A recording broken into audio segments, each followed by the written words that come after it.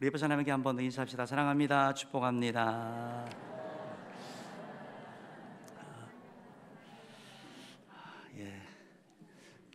우리 지난주 암송 구절 같이 볼게요. 지난주 암송 구절 같이 합시다. 시작.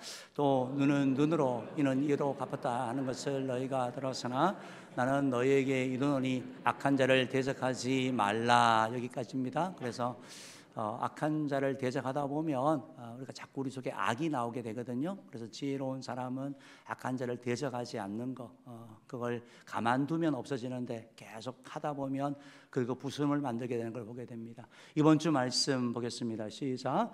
또 누구든지 내 오른밤을 치거든 왼편도 돌려대며 또 너를 고발하여 속옷을 가지고자 하는 자에게 그것까지도 가지게 하며 또 누구든지 너로 억지로 오리를 가게 하거든 그 사람과 심리를 동행하고. 마태복음 5장 39절부터 41절 말씀.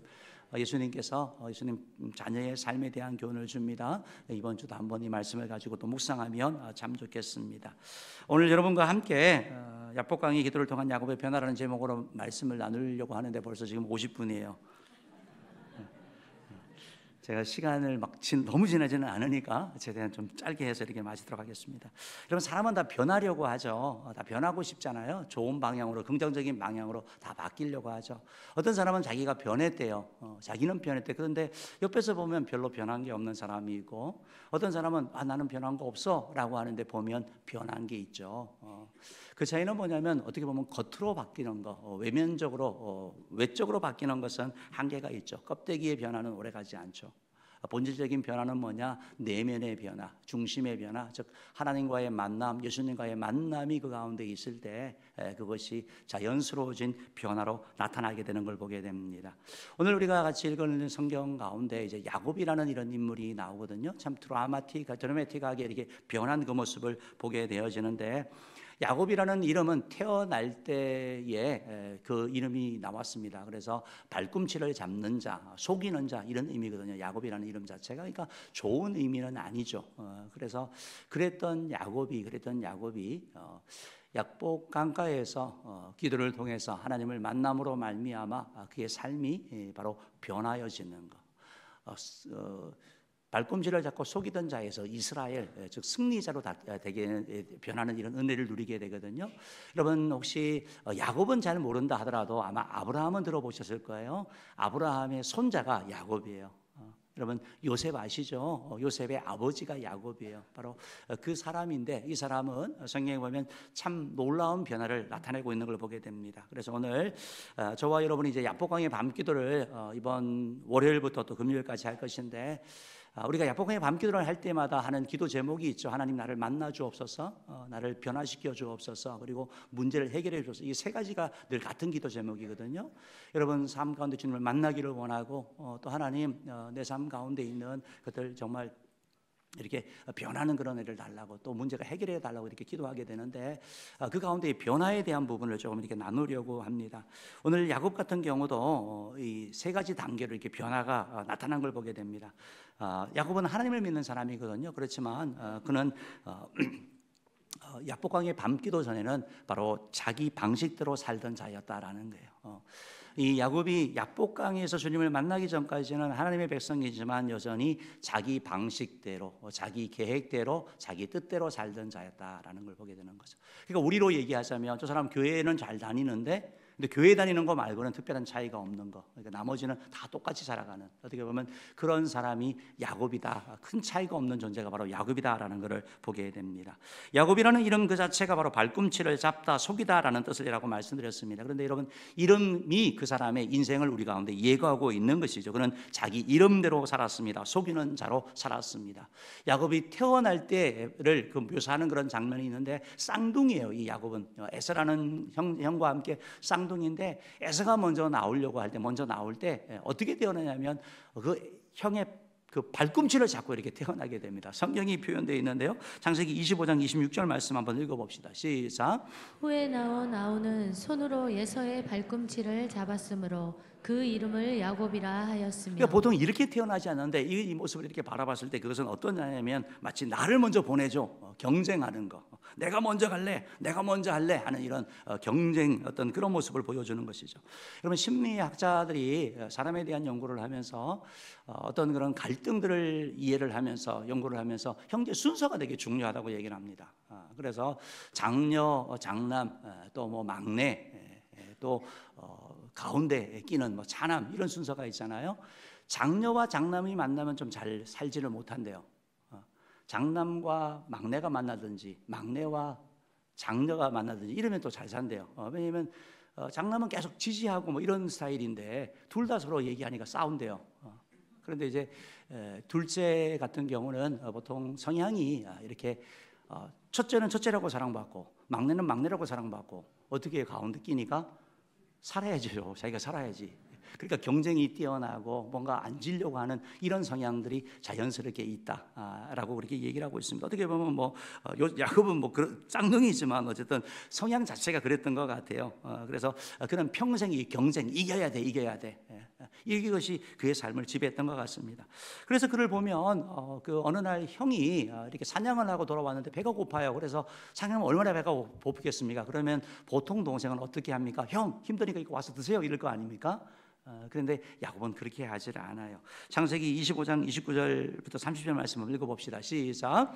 야곱이 죽을 쏘았더니 에서가 들에서 돌아와서 심히 피곤하여 그다음에 야곱에게 이르되 내가 피곤하니 그 붉은 것을 내게 먹게 하라. 형이 배가 너무 고프니까 형 내가 팥죽 줄게.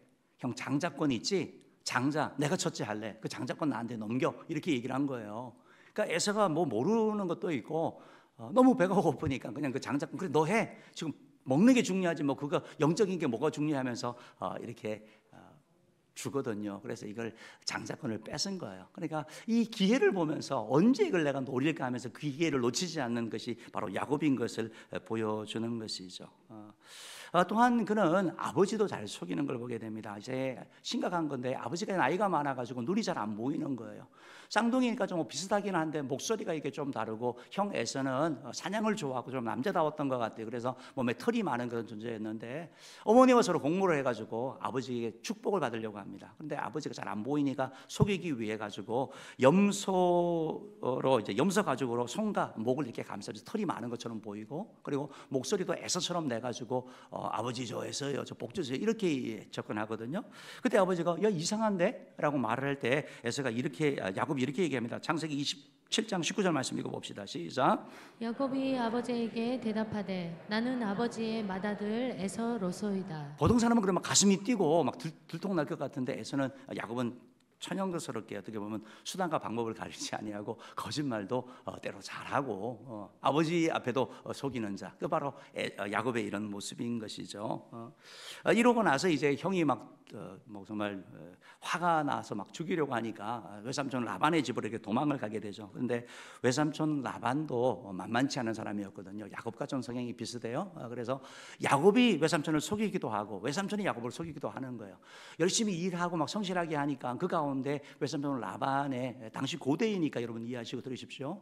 그 외삼촌 라반의 딸 가운데 라헬이라고 둘째 딸이 있는데 마음에 딱 들어든 거예요. 그래서 저 딸하고 결혼하면 좋겠다 이 생각하고 계속 하니까 외삼촌이 7년 동안 열심히 일하면 딸을 결혼하게 시켜주겠다고 얘기를 한 거예요. 그러니까 열심히 정말 일한 거죠. 열심히 일했는데 첫날 밤 치르고 보니까 첫째 딸 레아예요. 그리고 이게 도대체 무슨 일이냐라고 했더니 우리 풍속이 첫째가 먼저 결혼해야 되는 거야. 외삼촌도 그런 사람이죠. 그러고 나서 또 얘기합니다. 그러면 7년 동안 더 하면 둘째 결혼해 줄게. 또 그러니까 7년을 막 수일처럼 이렇게 역시 일해가지고 결국 포기하지 않은 것도 어쨌든 라헬을 얻게 되거든요. 그러니까 야곱이 이런 사람이에요. 그리고 이제 외삼촌도 만만치 않은데 야곱도 만만치 않죠. 성경에 보면 창세기 31장 7절 말씀 보면 이런 말씀이 있어요. 읽어봅시다. 시작. 그대들의 아버지가 나를 속여 품삯을 10번이나 변경하였느니라. 그러나 하나님이 그를 막으사 나를 해치지 못하게 하셨으며 그러니까 외삼촌이 좀 주기로 했는데 뭐 태어나는 염소 가운데 뭐 무슨 뭐 점이 있는 거 준다 그러면 점이 있는 염소가 많이 태어나고, 그러니까 계속 이렇게 바꾸면서 안 주려고 애를 썼는데 야곱이 또 그냥 넘어가는 사람이 아니잖아요. 수단을 써가지고 또 어떻게 해서든지 외삼촌의 그 재산을 가축을 이렇게 챙긴 사람. 그러니까 여러분, 야곱은 어떻게 보면 정말 자기 힘으로 살아가는 사람이에요. 자기 힘으로, 자기 능력으로 또 그 일이 또 잘 됐고, 그런 사람이 바로 야곱인데, 그는 하나님의 백성이고 하나님을 알고 있는 자지만 여전히 상관없이 살아간 그런 존재. 한마디로 하자면 열심히 살지만 늘 불안한 거죠. 언제든지 무너질 수 있고 애쓰고 막 노력해 억지로 막 해야 되는 사람, 혹시 누가 내 거 뺏어가는 거 아니야 하는 그런 불안 가운데 살아가던 사람으로 힘든 그런 삶을 산 것을 보게 됩니다.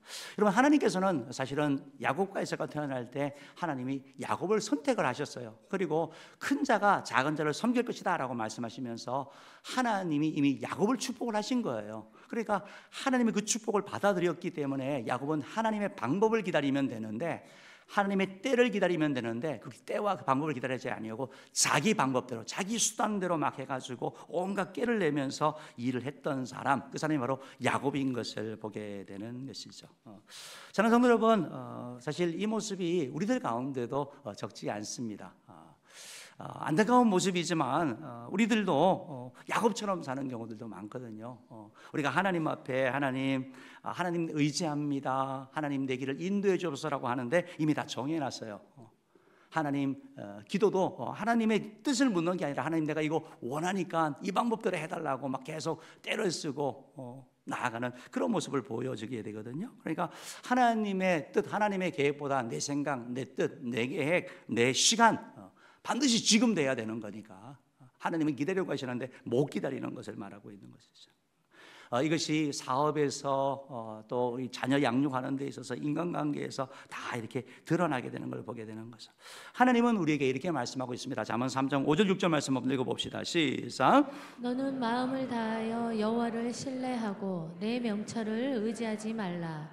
너는 범사에 그를 인정하라. 그리하면 내 길을 지도하시리라. 여러분, 아멘. 신앙인의 삶은 뭐냐면 하나님을 인정하는 거예요. 그리고 하나님을 의지하는 거예요. 그런데 신앙인 가운데 야곱처럼 힘들게 사는 사람은 뭐냐면 자기 명철 의지해요. 자기 계획 의지하는 거예요. 그러니까 살기는 사는데 기쁨이 있는 건 아니에요.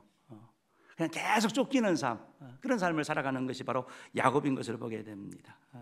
두 번째로 야곱이 위기를 만나는데 이 위기는, 이 문제는 스스로 힘으로 해결할 수 없는 큰 위기를 만나게 되고 그 위기가, 그 문제가 하나님 앞에 나아가게 되는 그런 계기가 되는 것을 보게 되는 것이죠.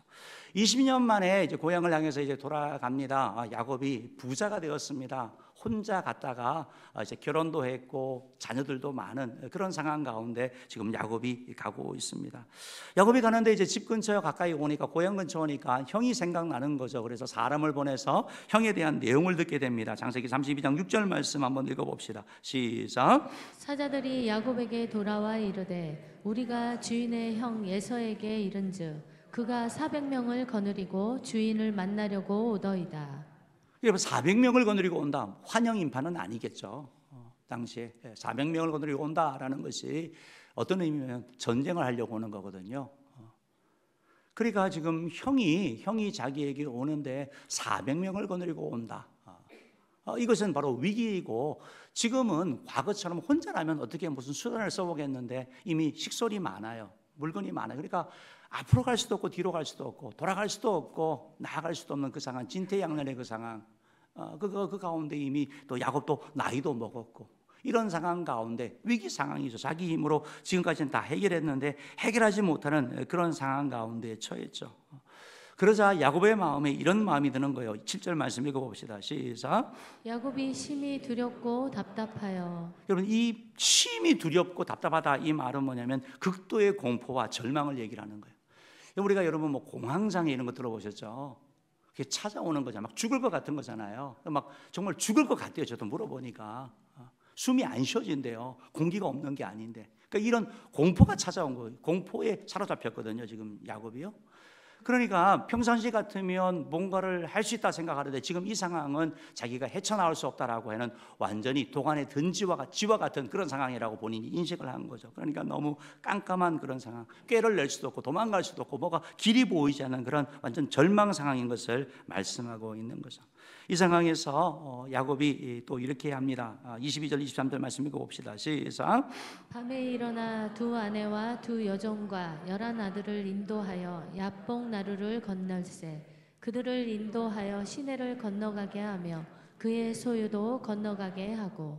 여러분, 야곱은 정말 장깨가 많은 사람이에요. 머리 회전이 빠른 사람이에요. 손해 안 보는 사람이에요. 뭐가 딱 보면 뭐가 딱 어떻게 해야 되지 않은 그런 사람이거든요. 그러니까 이 자기의 그 가족들도 나눕니다. 먼저 그 여종과 라헬과 레아의 여종, 그 자녀들, 그 다음에 라헬, 레아와 그 자녀, 그리고 마지막에 라헬과 요셉, 이렇게 대열을 나눠 가지고 혹시 형이 바로 공격을 하게 되면 죽이는데 시간이 필요하니까 마지막 사람은 도망갈 수 있도록 이렇게 대열을 정비하고 그리고 나서 이 약복강을 건너게 됩니다.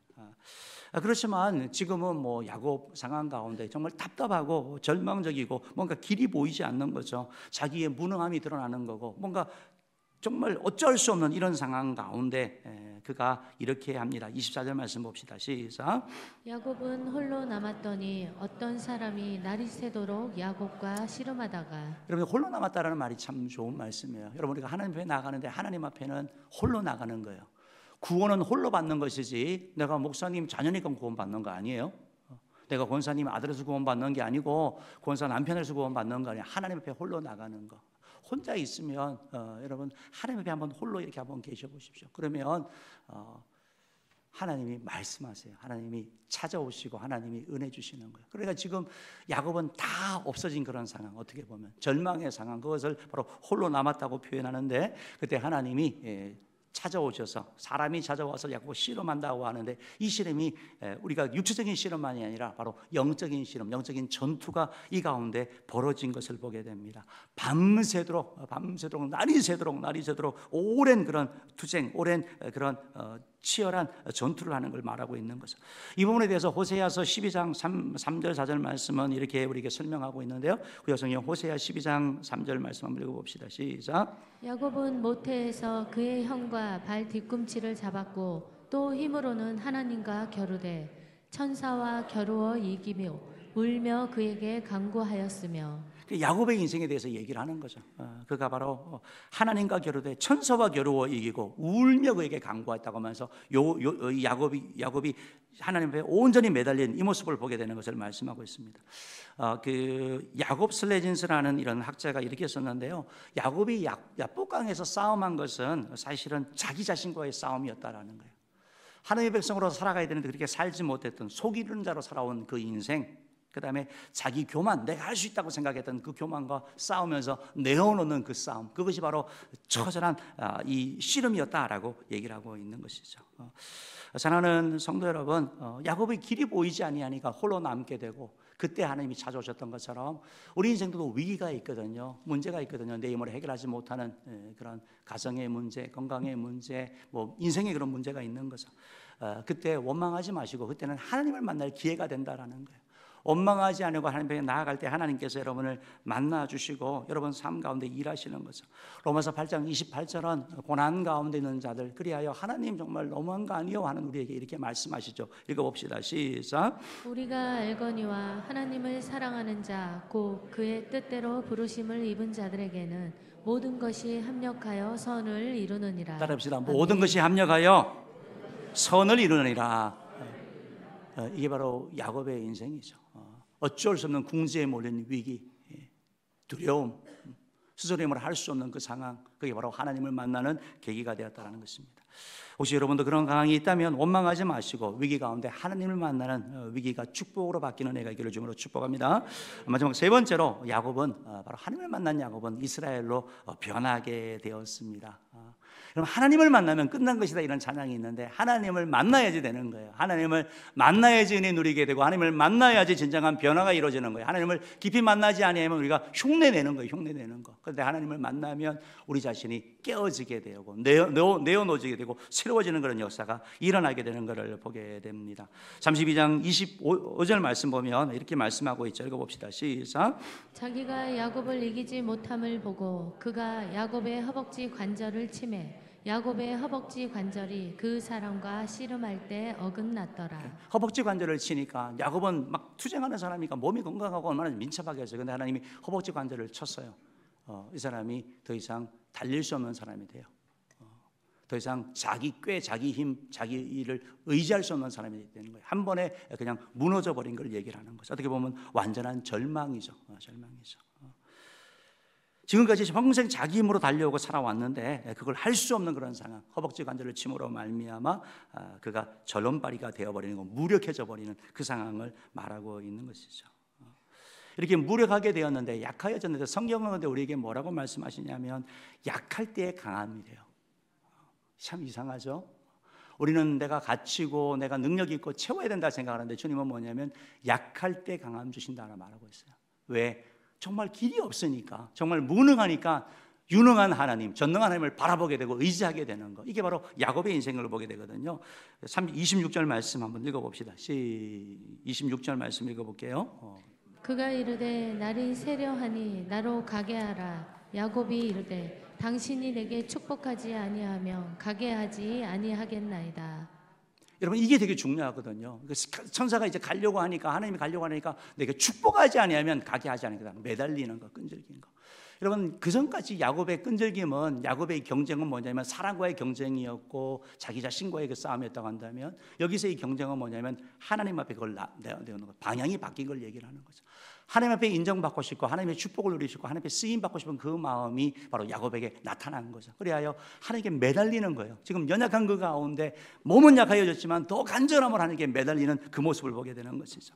여러분 혈류병 걸린 여인에 대한 얘기가 마가복음 나오는데 12년 동안 고생했죠. 모든 것이 살아갔지만 안 되는 그 상황 가운데 이제 포기하지 않고 나아갑니다.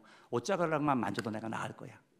나아갈 때 하나님이 역사하시는 것처럼 간절함, 우리 가운데 하나님이 우리 인생의 해답이라는 그런 간절함이 우리 가운데 필요한 것이고, 그렇게 나아갔더니 하나님께서 그 끈질김을 보고, 어떻게 보면 하나님을 향하여 매달리는 걸 보고 하나님 앞에 나오는 걸 보고 그에게 은혜 주신 것을 보게 되는 것이죠. 그의 이름이 바뀌게 되는 거예요. 27절 28절 읽어봅시다. 시작. 그 사람이 그에게 이르되 내 이름이 무엇이냐? 그가 이르되 야곱이니이다. 그가 이르되 내 이름을 다시는 야곱이라 부를 것이 아니요 이스라엘이라 부를 것이니 이는 내가 하나님과 및 사람들과 겨루어 이겼음이니라. 그러니까 이전에는 야곱, 속이는 자, 그런 자였는데 이건 이스라엘, 승리자가 되는 거예요. 하나님이 그의 이름을 바꿔주시는 거. 이름이 바뀌는, 정체성이 바뀌는 걸 말하는 거거든요. 그의 존재가 전에는 사람들에게 속이고 취하는 자였는데 이제는 이기는 자, 그리하여 승리하는 자, 영광 돌리는 자로 변하게 된 것을 말씀하고 있는 것이죠. 30절 31절 말씀도 한번 읽어봅시다. 30절 31절 읽어봅시다. 시작. 그러므로 야곱이 그곳의 이름을 브니엘이라 하였으니 그가 이르기를 내가 하나님과 대면하여 보았으나 내 생명이 보존되었다 함이더라.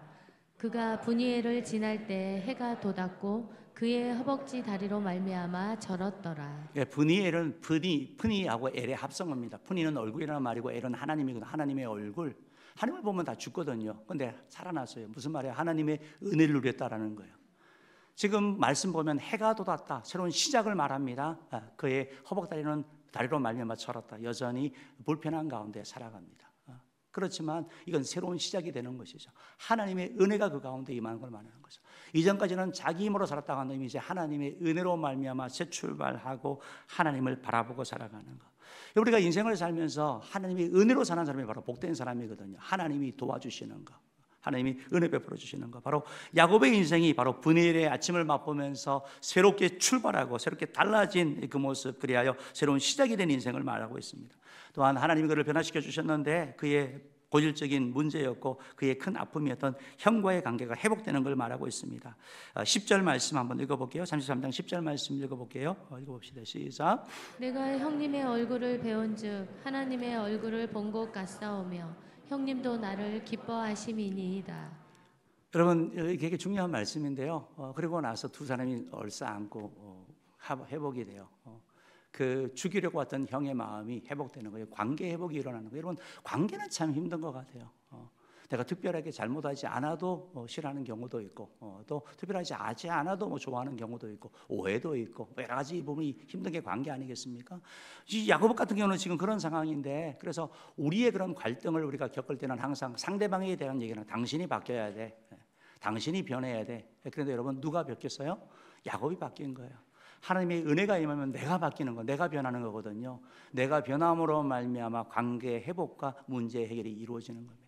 하나님의 은혜가 임하면 우리의 시야가 바뀌고 관점이 바뀌게 되는데, 그 역사로 말미암아 야곱이 형을 볼 때 하나님을 배우는 것 같다라고 말하면서 고백하게 되고, 겸손한 자세로 가서 엎드려 인사하게 되고, 그리하여 화해가 이루어지는 것을 보게 됩니다. 사랑하는 성도 여러분, 야곱이 바로 하나님과 이 약봉에서 만남으로 이런 변화가 일어났습니다. 말씀을 정리하겠습니다. 우리 인생을 살면서도 어떤 위기가 찾아옵니다. 그 위기가 어떤 위기인지 모르겠습니다. 우리가 헤쳐나갈 수 있는 위기도 있고, 때로는 헤쳐나가지 못하는 그런 고통, 아픔, 때로는 우리 가운데 두려움과 불안을 주는 것일 수 있습니다. 그 위기는 하나님이 여러분을 부르시는 거예요. 하나님의 초청장입니다.